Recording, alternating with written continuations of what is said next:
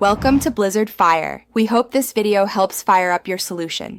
In this video, I will explain how to remove an alternator from a Hyundai Accent.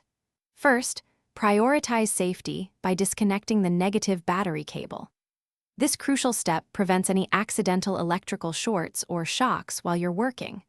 Always ensure your engine is completely cool before you start, and have all your necessary tools, like wrenches and sockets, readily available for a smooth process.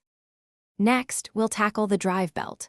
Find the serpentine belt tensioner, which usually has a square opening for a breaker bar or a hex head for a wrench.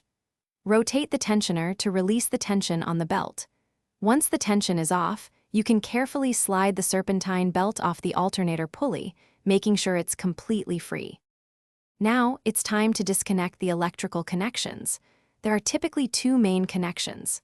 First, unplug the multi-wire electrical connector from the back of the alternator.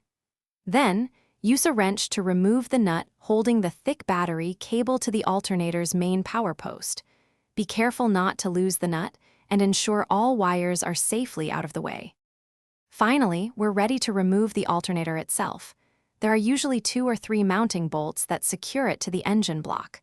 Remove these bolts completely. If the alternator feels stuck, you might need to gently pry it loose from its mounting brackets. Once it's free, carefully maneuver the old alternator out of the engine bay, and you're done. Thanks for watching. If you found this helpful, don't forget to like and subscribe.